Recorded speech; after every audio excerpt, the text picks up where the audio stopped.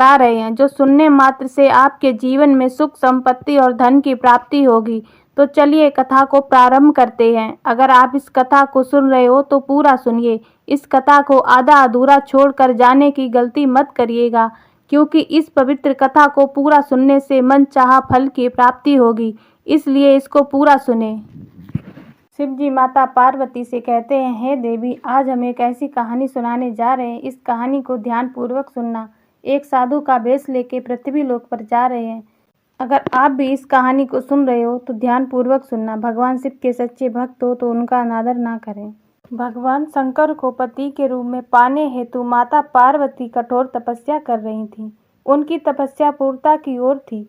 एक समय भगवान के चिंतन में ध्यान मगन बैठी थी। इस समय उन्हें एक बालक के डूबने की चीख सुनाई दी। माता तुरंत उठकर वहां पहुंची। उन्होंने देखा एक मगरमच्छ बालक को पानी के भीतर खींच रहा है। बालक अपनी जान बचाने के लिए प्रयास कर रहा है तथा मगरमच्छ उसे अपना आहार बनाने का करुणामयी मां को बालक पर दया आ गई।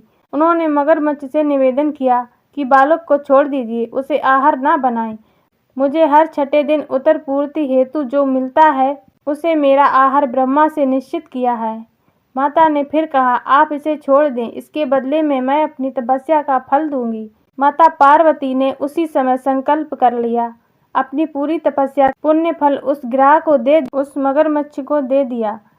मगरमच्छ तपस्या के फल को प्राप्त कर सूर्य की भांति चमक उठा। उसकी बुद्धि भी शुद्ध हो गई। उसने कहा, माता, आप अपना पुण्य वापस ले लें, मैं इस बालक को यूं ही छोड़ दूंगा। माता ने मना कर दिया तथा बालक को गोद में लेकर ममता भई माता दुलारने लगी। बालक को सुरक्षित लौटाकर माता ने अपने स्थान पर वापस तप शुरू कर दिया। भगवान शिव तुरंत ही वहां प्रकट हो गए और बोले, पार्वती, अब तुम्हें तप करने की आवश्यकता नहीं है। हर प्राणी में मेरा ही वास है। तुमने उस मगरमच्छ को तप का फल दिया, वह मुझे ही प्राप्त हुआ है, अतः तुम्हारा फल अनंत गुना हो गया है। तुमने करुणावश दृप्त होकर किसी प्राणी की रक्षा की, अतः मैं तुमसे प्रसन्न हूँ तथा तुम्हें पत्नी रूप में स्वीकार करता हूँ। कथा का सारांश यही है कि जो परहित की कामना करता है उस पर परमात्मा की असीम कृपा होती है। जो भक्ति आशाओं की सहायता दयालु, प्रेमी, करुणाकारी होता है, ईश्वर को उसी स्वीकार करते हैं। यह कथा शिव पुराण में उल्लेखित है।